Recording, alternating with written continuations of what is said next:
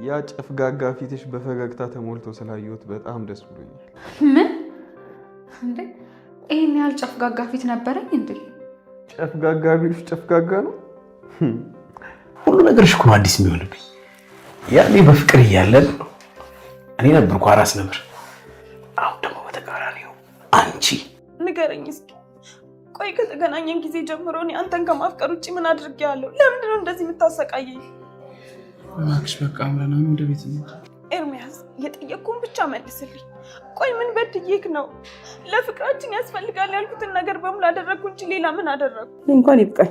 እኔም በቃኝ። አንቺ እንዴት ነው የምትናገሪው? ምንም እኮ ባታሳድጊው አመጣሽ የወለድሽው ልጅሽ ነው። ዳግም ለእኔ ስህተት ነው። ምንም እንኳን እንደ እናት በወደው እሱም ባየው ቁጥር የማስበው ግን በትዳሬ ላይ የፈጸምኩትን ክህደት ነው። ወላጅ ከተቀየረ ልጅም የማይቀየርበት ምንም ምክንያት የለም። ይልቅ ዛሬ ቆንጆ ራት የምሰራላችሁ እኔ ነኝ። አንተ መቼ ነው ስነ ስርዓት ኖሮክ መኝታ ክፍሌ ድረስ መምጣት የምታቆመው?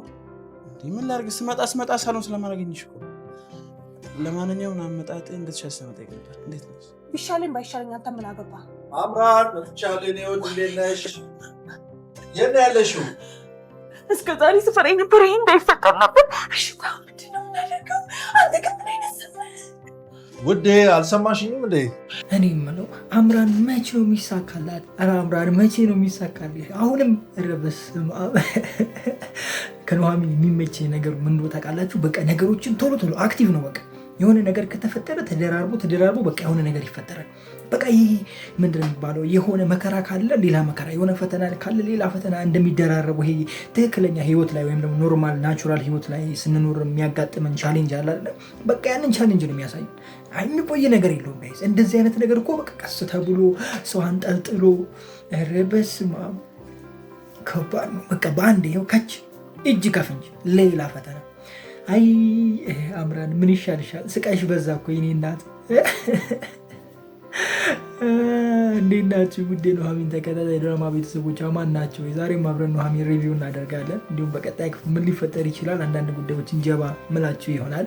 እንግዲህ እያጭበረበራችሁ የሰው ፍቅረኛ ሆናችሁ ያላችሁ ሰዎች ይሄ ቀን እንደሚመጣ አስቡ። እሺ በቃ በእያንዳንዱ ሰከንድ እየተሳቀቃችሁ እንደምትኖሩ፣ በዚህ መሳቀቅ፣ በዛ በኩልም መሳቀቅ፣ ኧረ በፊት ለፊትም በኋላም በጀርባም መሳቀቅ፣ በቃ 24 ሰዓት መሳቀቅ። ከእንደዚህ አይነት ኑሮ እንደው ፈጣሪ ይጠብቃችሁ። ሌላ ምን አባት ይላለሁ። እኔ አሁን እንዲሳቀቅ መፈልገው ዝናሽ በቃ ዝናሽ መሳቀቅ አለባት። በቃ የምሬን ነው። የዝናሽ ባለቤት እኮ 2 ነው ታውቃላችሁ አይደለ? የዳጊ አባት አለ፣ እንዲሁም ደግሞ አቶ ዴኩን አለ። ኧረ በስመ አብ ከባድ ነው። ለዛውም 2 ባል አንድ ቤት ውስጥ ቁጭ ማለት ነው። ያው ባለፈው ክፍል ተናግሬያለሁ። ወንዶች ስታገቡ ተጠንቀቁ ብያለሁ፣ ሴቶችም እንደዛው። ነገር ግን ወንዶች በጣም ጥንቃቄ አድርጉ። ትዳር ውስጥ ስትገቡ ነገሮችን በቀላሉ አትቀይሩም። ወይም ደግሞ ልጅ ሊመጣ ይችላል፣ ብዙ ነገር ይመጣል እና ከዛ በኋላ እንትን ስትሉ ለልጆቻችሁ ያለው ነገር በጣም ያስጠላል እና በጣም ጥንቃቄ አድርጉ። ከዚህ ቀደም ተናግሬዋለሁ። በጣም ብዙ ሰው የሰው ነው የሚያሳድገው የራሱን ልጅ አይደለም የሚል ነገር ሶሻል ሚዲያ ላይ ሲንቀሳቀስ አይቼ ብያችሁ ነበር እና ይሄ ነገር ያለ ነው ጋይስ፣ ያለ ነው። አብዛኛው ሰው እንደዛ ነው እና ጥንቃቄ አድርጉ። ለትዳር ደግሞ ወንዶች ለትዳር ደግሞ ሴት ልጅ ስትመርጡ መምረጥ ያለባችሁ ከማንም ጋር ሪሌሽንሺፕ ያልጀመረች፣ ምንም አይነት ግንኙነት ያልጀመረች። ምናልባት ሪሌሽንሺፕ ጀምራ ሊሆን ይችላል፣ ግን ከዛ ሰው ጋር ምንም አይነት ይሄ የስጋዊ መነካካት ምናምን ያልተነካች አለ አይደለ? በቃ ልጃገረድ ነው የሚባለው በእኛ ቋንቋ። ልጃገረድ ነው መግባት ያለባችሁ። ከምሬ ነው የምላችሁ። ይሄ እንትን ያለ እዚህ እዛ እንደ ፌንጣ ዘለል የሚለውን ካገባ ዘመን ሙሉ መቃጠል ነው። የምሬ ነው መቃጠል ነው። እንደዚህ ስላችሁ ደግሞ ከባለፈው ህይወቱ ተምሮ የማይስተካከል ሰው የለም እያልኳችሁ አይደለም። እሺ የሚስተካከሉ ሰዎች አሉ። በጣም መጥፎ ህይወት ውስጥ የነበሩ፣ ለምሳሌ በጣም መጥፎ ህይወት ውስጥ ነበርኩ። ፈልጌ ሳይሆን ሳልፈልግ የገባሁበት ህይወት ነበረ። አሁን ከዛ ህይወት ወጥቻለሁ፣ እግዚአብሔር ይመስገን። ይወጣል አይወጣም ማለት አይደለም። እንደዚህ ስላችሁ ራሴን ጻድቅ አድርጌ ወይም ደግሞ አንዱ ጻድቅ የሆነ አንዱ እንትን ምናምን ሳይሆን በጣም ሪስኪ ነው። በጣም ከምላችሁ በላይ ሴት ልጅ የመጀመሪያውን ፍቅረኛ አትረሳም ማለት ትችላለሁ። አብዛኛዎቹ አይረሱም ቶሎ። በቃ ይሄ ምንድን ነው የሚባለው? አክቲቭ ነው በቃ እነሱ ላይ ካየችው ታስታውሰዋለች። ከአንተ ጋር የምታደርገው ነገር የድሮ ፍቅረኛዋን ሊያስታውሳት ይችላል። የምትሰጣት ስጦታ የድሮ ፍቅረኛዋን ሊያስታውሳት ይችላል ምናምን። ደግሞ የመጀመሪያዋ ከሆነና በጣም የምታፈቅረው ከሆነ አስቸጋሪ ነው የሚሆነው። አንድ እሱ ነገር ስላለ ነው። ሁለተኛ ደግሞ ሴት ልጅ ከዚህ ወደዛ ወደዛ መዝለል ከጀመረች ወይም ደግሞ ከብዙ ወንዶች ጋር ግንኙነት ካደረገችና እንደዚህ አይነት ህይወት ውስጥ ከገባች አንድ ሰው ጋር የመቆየት ቻንሷ በጣም ዝቅተኛ ነው። የምሬን ነው የምላችሁ። አናሳ ነው በቃ። ሌላ እንትን ትፈልጋለች። ገብቷችኋል አይደለ? ከአንተ የተሻለ ትሪት የሚያደርጋ ካገኘች ሽብለል የማትልበት ምንም አይነት ምክንያት የለውም። እና ስታገቡ በቃ ትክክለኛውን ሰው አግቡ። ያው እንግዲህ ሰጪ ፈጣሪ ነው፣ ግን ጸሎት አድርጉ ምናምን። ከዛ በኋላ እናንተ የራሳችሁን ደግሞ እንትን መውሰድ አለባችሁ ብዬ አስባለሁ። ከዚህ ቀደም አንስቼዋለሁ። ይህን ነገር በተደጋጋሚ የሚለው ለሁላችሁ ነው፣ ለሴቶችም ለወንዶችም ነው። ሴቶችም በዚህ ነገር እየተማራችሁ ወንዶች ልጃገረድ አግቡ ስል ሴቶች ልጃገረድ መሆን ያለባችሁ ማለት ነው። ክብራችሁን ጠብቁ እያልኳችሁ ነው በተዘዋዋሪ። የትኛውንም ወንድ ልጅ ጠይቁ። ለምሳሌ ምንም አይነት ድሩዬ የሆኑ ከብዙ ሰዎች ጋር ምናምን እንትን ያደረገ ሊሆን ይችላል። ምን አይነት ሴት ማግባት ትፈልጋለህ ብላችሁ ብትጠይቁት፣ ለትዳር ምን አይነት ሴት ትፈልጋለህ ብላችሁ ብትጠይቁት ቆንጆ የሆነች አይላችሁ። ማንም ወንድ ያልደረሰባት ምንም አይነት ግንኙነት ያልጀመረች ጨዋ የቤተ ክርስቲያን ሰው እያለ ነው የሚዘረዘርላችሁ። የምሬ ነው የምላችሁ። ቁም ነገር ጠይቁ። ከዚህ ቀደም ብያቸዋል። ወንድማችሁን አካባቢ ላይ ያለው ወንድ ምናምን ጠይቁ ምን አይነት ሰው እንደሚፈልግ ለትዳር፣ ለጓደኛ ምን አይነት ሰው ነው የሚፈልገው ካላችሁ ቆንጆ ቀበጥ ምናምን ሊላችሁ ይችላል። ራሳችሁን ቼክ አድርጉ ነው። ከዚህ ቀደም ተናገር ያለው ሴት ልጅ አንዴ ክብሯን ካስረከበች ወይም ደግሞ አንዴ ክብሯን እንትን ካለች ብዙ ነገር ነው የሚቀንስላት ወይም ደግሞ ብዙ ነገር ነው የሚቀንስባት። የምሬ ነው የምላችሁ። ኮንፊደንሷ ሁሉ ይወርዳል ከዛ በኋላ። ገብቷችኋል? በቃ ይሄ የምትኮራበት ነገር የለውም። በቃ በማንነቷ የምትኮራበት ነገር ያንሳል። የሆነ እንትንሽ ይቀንሳል ያ ነገር ሲሄድ። ለምን እንደሆነ ታውቃላችሁ? አንድ ወንድ ልጅ ምንም ያህል ቅድም እንዳልኳችሁ ምንም ያህል እንትን ቢያደርግ ማንም ያነካትን ሴት ነው ማግባት የሚፈልገው። ገብቷችኋል? አሁን ለምሳሌ ከብዙ ሰው ጋር እንትን ያደረገች ወይም ደግሞ ከብዙ ሰው ጋር ጓደኛ ሆና እየተፋታች ከብዙ ሰው ጋር ግንኙነት ያላትን ሴት አግብተ የሆነ ቦታ አራት እየበላችሁ አብራችሁ አንዱ እዛ ጋር ከጎናችሁ ቁጭ ብሎ እኔ እኮ አውቃታለሁ እኔ አውቃት ነበር እኮ ጓደኛዬ ነበረች፣ አብረን እንውጣ ነበር እኮ አብረን እንጽናና ነበር እኮ ኧረ ቦዴ ምናምን ወስጅ ያዝናል። እንደዚህ አይነት ነገር ስትሰማ ደስ ይላል? ደስ አይልም? ወንድ ይህን ነገር አይፈልግም፣ በፍጹም አይፈልግም እንደዚህ አይነት ነገር መስማት እና በጣም ይጠነቀቃል። እና ሴቶች ጥንቃቄ አድርጉ። እንደዚህ ስላችሁ ደግሞ ህይወታችሁን የሚያበላሸው እኛ ወንዶች ነን። ወድሻለሁ፣ አፈቅርሻለሁ ይላል፣ ይቀርብሻል። ከዛ በኋላ የሚፈልገውን ያደርግና ይሄዳል።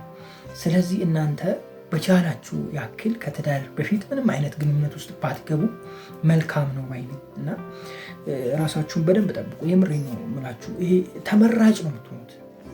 ክብሯን ያጣች ሴት መጨረሻዋ ተመራጭ ነው፣ ምራጭ ነው የምትሆኑ። ወደኋላ ነው እየቀረሽ የምትሄጁ። ኢቨን እንኳን ካገባሽ በኋላ እንኳን ጥሩ አይነት ህይወት ላይኖርሽ ይችላል። ምክንያቱም ብዙ አይነት ነገር ውስጥ ከገባሽ ማለት ነው። ብዙ የምታውቂ ከሆነ ብዙ አይነት ነገር የምታውቂ ከሆነ እና ጥንቃቄ አድርጉ ለማለት ያክል ነው። እስኪ ወደ ድራማው እንመለስ። ኑሐሚን የመጨረሻ ፈታ አደረገችኝ። እኔ በትናንትናው ክፍል በቃ ይመቻት ፈታ ብላ ጭዌ ምናምን አንደኛ እንዴ አሴርን ተከተው የለ እንዴ አሴር በቃ አሴር መጣ በቃ። እና የትናንትናው ክፍል አሪፍ ነበረ። በተለይ ኑሐሚን ጋር የነበረው ጥሩ ነበረ። እንግዲህ እስኪ እንዴት እንደሚሆን አብረን እናያለን። ኑሐሚን የማን ፍቅረኛ ትሆናለች ብላችሁ ታስባላችሁ? ኮሜንት ላይ አስቀምጡልኝ። እንደገና ደግሞ አዲስ እንግዳ መጥቶልናል። አዲስ እንግዳ እንግዲህ አቶ ዳጊ ነው አይደለም እንዴ? ዳግምማ እዚህ ጋር የለበትም። ዳጊ እዚህ ጋር የለም፣ ናሆም ነው። ኤርሚና ኑሐሚን መኝታ ቤት ቁጭ ብለዋል።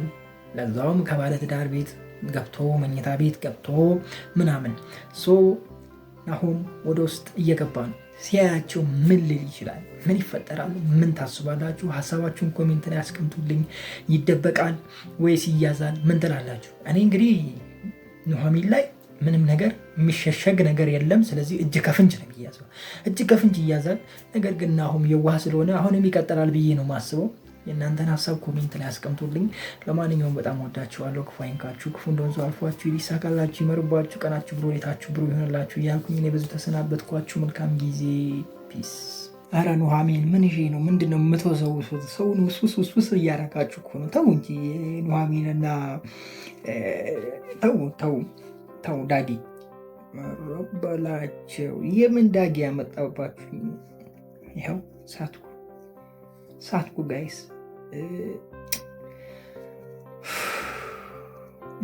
ምን ይሻለኛል? እንደው አማርኛ አንዴ ከሳትኩ ደግሞ በቃ ዘልቄ መሳት ዝልቅ ነው በቃ እንትን ነው። ይሄ ምንድነው? እርሻ በሉት ስስት። አንዴ መሳት ከጀመርኩ በቃ አይ እንደው የኔስ ከፋ። የምሬን ነው የምላችሁ ከፋ። ናሆም ለማለት ዳጊ ካልኩኝ ኑሐሚን ለማለት እንግዲህ አማከለች ማለት የማይቀር ጉዳይ ነው በዚህ አካሄዴ። ለማንኛውም ናሆምና ኑሐሚን ግን የሰራችሁት ስራ ጥሩ አይደለም እንዴ! ልጅቷን እኮ አሳበዳችኋት። ለአይን እንደዚህ ይቻላል እንዴ? እኔ ራሱ እኮ ተመስልኩ ጋይስ። ገና ከፍት ሳረገው ምንድን ነው ምን እየተካሄደ ነው? ያው የባለፈውን ክፍል ሪቪው አላደረግኩም ነበር። ምን እየተካሄደ ነው? ይህንጋው እንዴት ሳይነግሩኝ ምን ነው ምንድን ነው እየተፈጠረ ያለው እያልኩ ጥልቅ ስትል ከአይን ያወራል ያወጣ ነው። አይ እኔም ባረገኝ ትችዋለሁ። ቆይ ተረጋጉ። እንዴት ናችሁ ውዴ ኑሐሚን ተከታታይ ድራማ ቤተሰቦች ማን ናቸው? ዛሬ ማውራት ኑሐሚን ሪቪው እናደርጋለን። እንዲሁም በቀጣይ ክፍል ምን ሊፈጠር ይችላል አንዳንድ ጉዳዮችን ሹክ ምላችሁ ይሆናል። ኑሐሚን በትናንትናው ክፍል እንደ እውነቱ አሪፍ አይነት ክፍል ነበረ። ከመጀመሪያ ጀምሮ የሆነ ሳቢ አይነት ክፍል ነበረ። እሱ ብቻ ሳይሆን ደግሞ የቤዛ ልጅ እንትን ማለቱ አሳዝኖኛል፣ ግን ደስ ብሎኛል። ማለት ምን እንደሆነ ልንገራችሁ ጋይስ፣ ቀልድ አይደለም። ያሳዘነ ልጁም ህይወቱ እንትን በማለቱ በቃ ልጁን በማጣቷ አዝኛለሁ። እንደሱ ያሳዝናል። ያው ድራማ ስለሆነ ስቀልድ ምናምን እንትን እንዳትሉ፣ በሌላ አንግል እንዳታዩት፣ ያሳዝናል። ነገር ግን ለድራማው በጣም አሪፍ ነው ይሄ ነገር። ገብቷችኋል? ፖዚቲቭ አስቡ፣ ኔጌቲቭ እንዳታስቡ። ድራማው አሪፍ ይሁን ብሎ ልጁ መጥፋት አለበት ግዴታ እንዳትሉኝ። ግን ይሄ ነገር እኔ ከዚህ በፊት ተናግሬዋለሁ። ወይ የኤርሚ ነው ወይ ደግሞ የሆነ ነገር ይፈጠራል፣ ልጁ አይቀጥልም ብያችሁ አውርቻችሁ ነበረ ከዚህ ቀደም በነበረው ሪቪው ላይ እዚሁ ቻናል ላይ እና የተፈጠረው ያ ነው። የኑሐሚን አለማርገዝ ወይም ደግሞ ልጇን ማጣት በናሆም እና በኑሐሚን መካከል ያለውን ነገር ወይም ደግሞ ያለውን እንትን ክፍተት ይፈጥረዋል ማለት ነው። ገብቷችኋል? መጀመሪያም ተጣልቶ ስለነበረ የሆነ ኬስ ስለነበረ አሁን ደግሞ ይህን ስታጣ በቃ ሽማግሌ ሊላክ ነበረ፣ ሽማግሌው ይቀራል ማለት ነው። በደንብ እንጠናና አሁን ምን አስቸኩለን፣ ልጁ የለም ምን ያስቸኩለናል የሚል ነገር ይመጣል ማለት ነው። ገብቷችኋል አይደለም? እንደገና ደግሞ ኑሐሚንም ይመቻታል። የኑሐሚን መመቸት ብቻ ሳይሆን ደግሞ ዳጊ፣ ኤርሚ፣ ናሆም ለሶስት ምርጫ ላይ ቁጭ ትላለች ማለት ነው። ኑሐሚን ከሶስቱ የማን ትሁን የሚለው ነገር አሁን በደንብ ይጸናል ማለት ነው። ከዚህ በፊት በተደጋጋሚ ጠይቄያችኋለሁ። ከሶስቱ የማን ትሁን ስላችሁ ነበረ። እንግዲህ በዚህ አካሄዱ የናሆም የመሆን እድሏ ሰፊ ነው፣ ሌላ ነገር ካልተፈጠረ። ግን ዳጊን ከባድ ነው። ከዳጊ ጋር መወዳደር ከባድ ነው።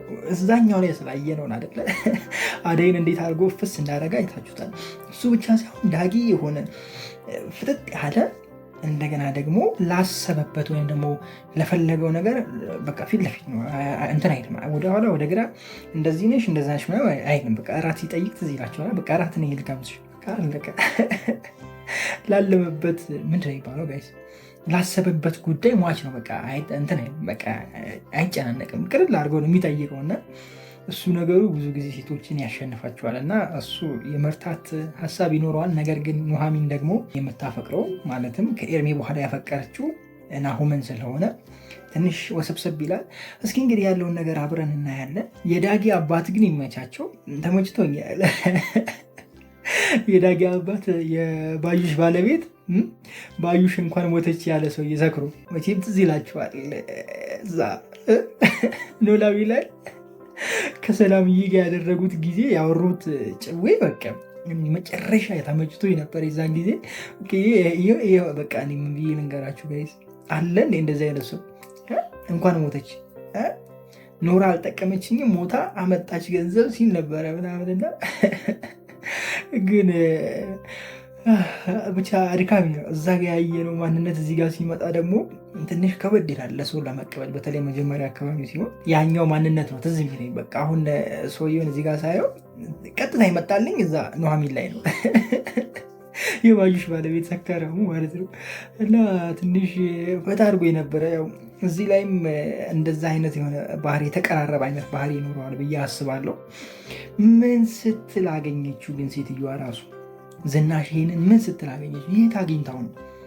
ወይኔ ዝናሽ ግን ጨፍጫፊ ነበረች መሰለኝ በወጣትነቷ ልክ እንደ አምራንም አሁን በቃ ገንዘብ ካገኘች ምናምን አሁን እሺ ዝናሽስ ገንዘብ ፈልጋ ነው?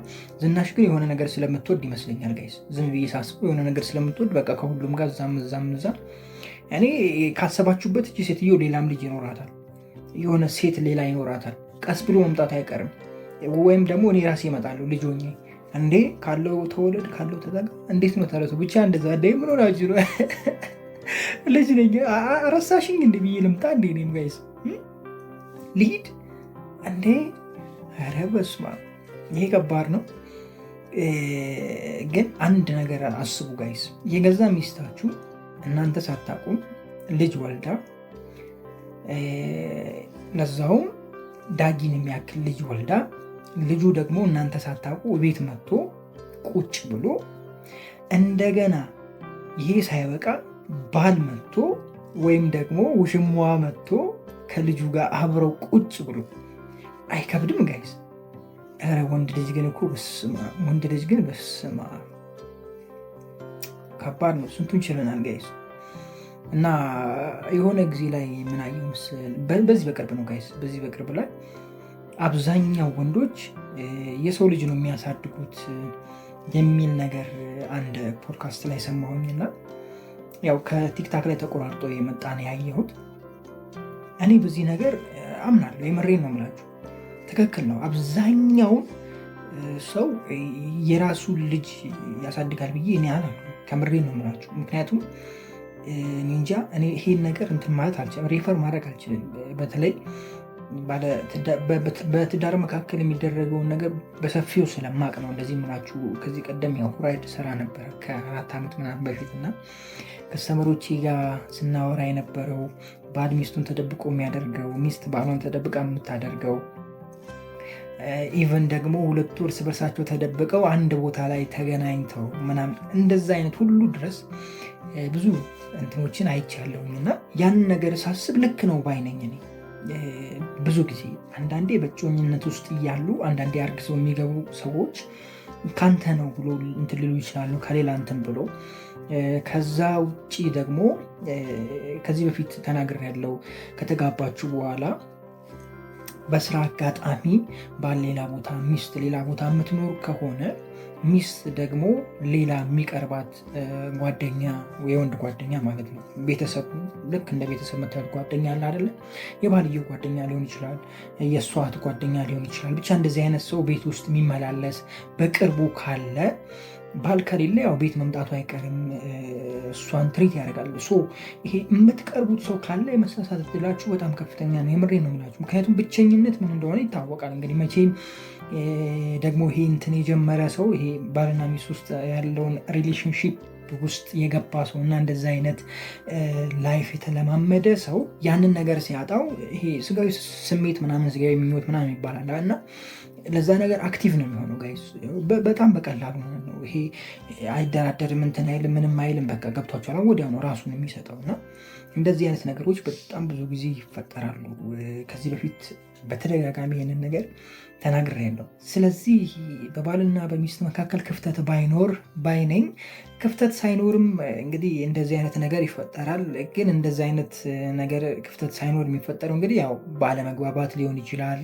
ከዛ ውጭ ደግሞ መጀመሪያውኑ ሳይዋደዱ የተጋቡ ሰዎች ሲሆኑ እንደዚህ አይነት ነገር ይፈጠራል። ከዛ ውጭ ደግሞ ከኤክሳቸው ጋር ወይም ደግሞ ከዚህ ቀደም ከነበረው ጓደኛቸው ጋር የመደዋወል አግብታ ሰላም የመባባል ሀይ የመባባል ቴክስት የመመላለስ ነገር ካለ የመሳሳት እድላቸው 100% ነው ጋይስ። እኔ 99% እንኳን አለ 100% ከምሬ ነው የምላችሁ። ከቀድሞ ፍቅረኛችሁ ጋር ባላግብታችሁ ወይም ፍቅረኛ ይዛችሁ ከቀድሞ ከመጀመሪያው ፍቅረኛችሁ ጋር ከተገናኛችሁ ሁሉንም ነገር ጨርሳችሁ ነው የምትወጡት።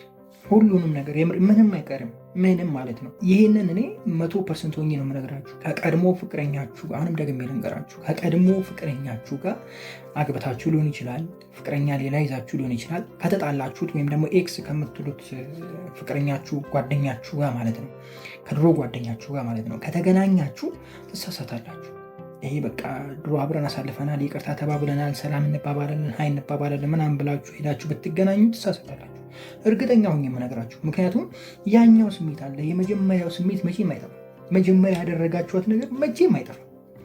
እውነቱን ልንገራችሁ ደግሞ ሴቶች መጀመሪያ ያፈቀራችሁትን ሰው በፍጹም አትረሱም። አብዛኛው ሰው አይረሳም።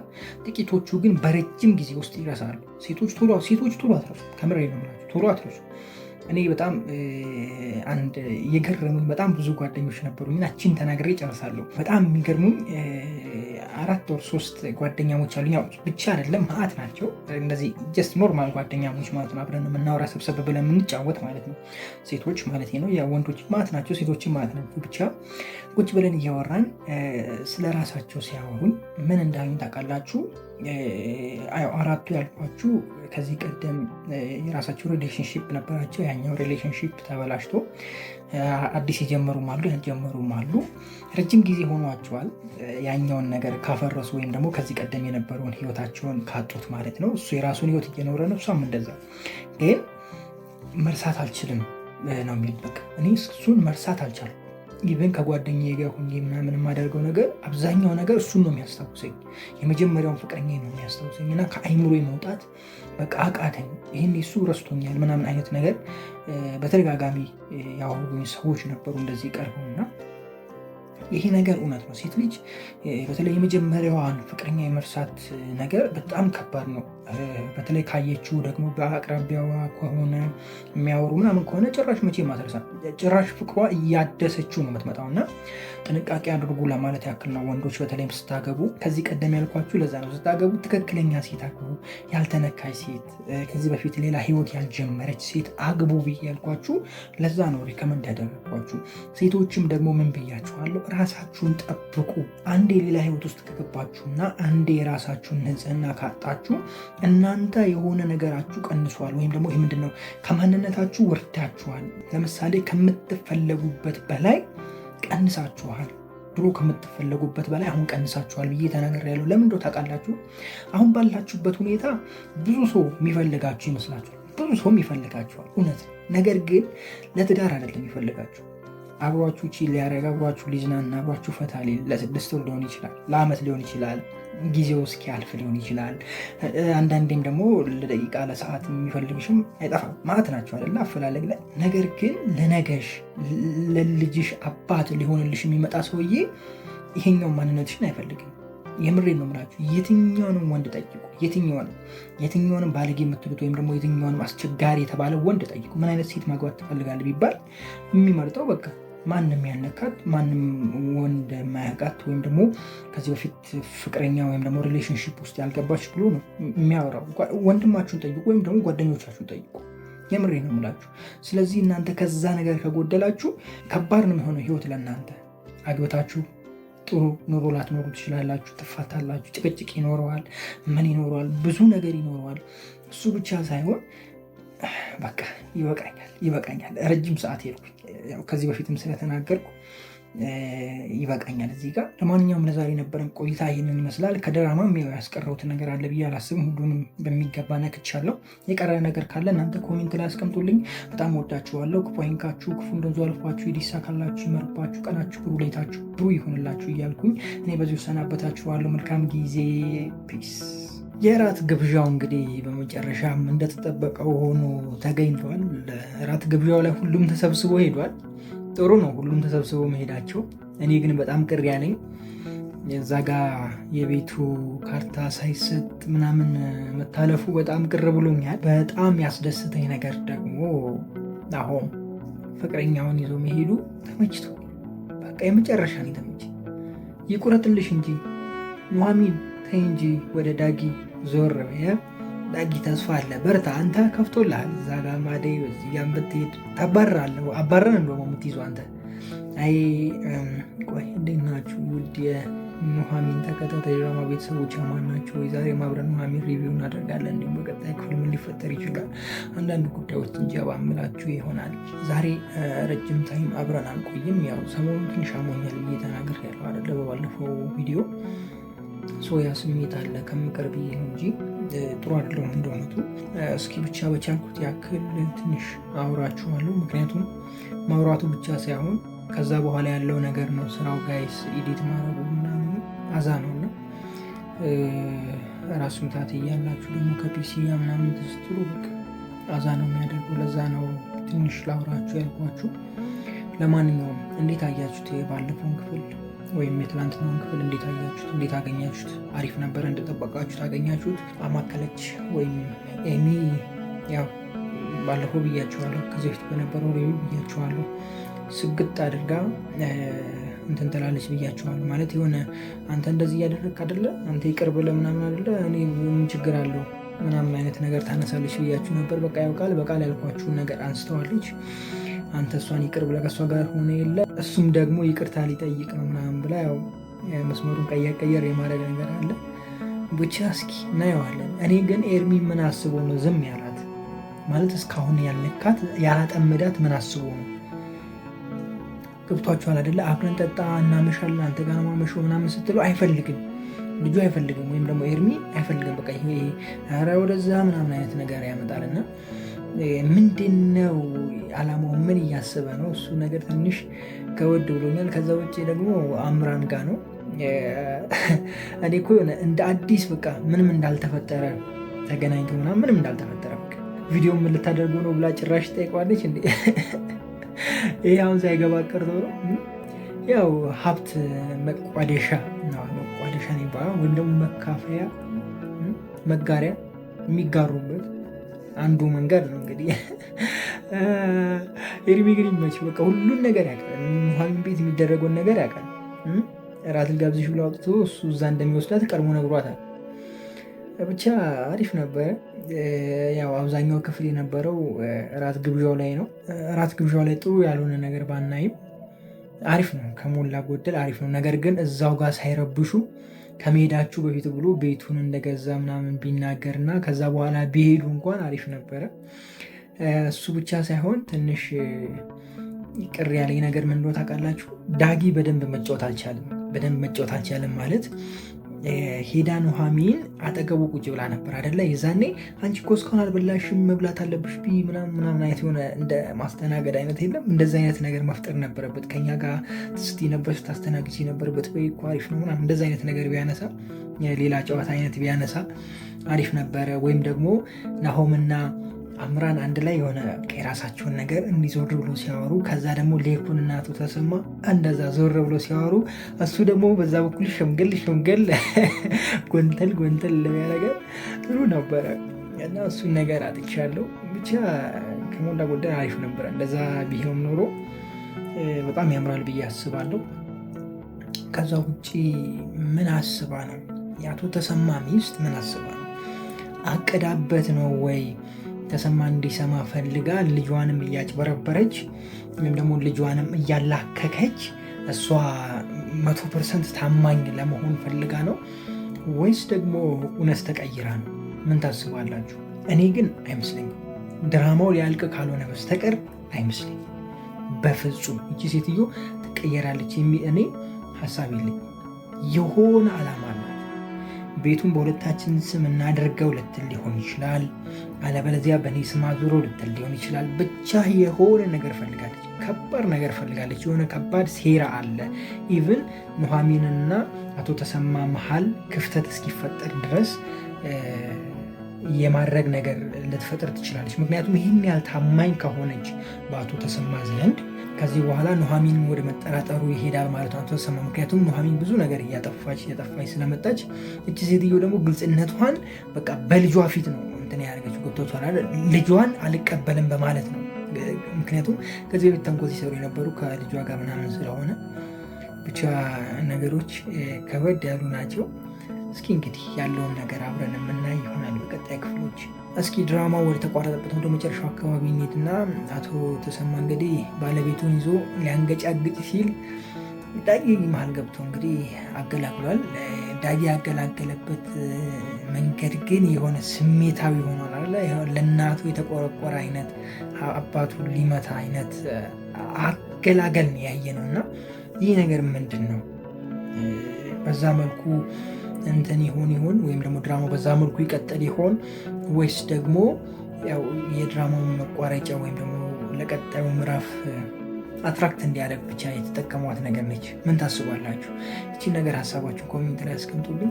ለማንኛውም ለዛሬ ያለኝ ሀሳብ ይህንን ይመስላል። የምትጨምሩልኝ ነገር ካለ ጨምሩልኝ። መልካም ጊዜ። ፒስ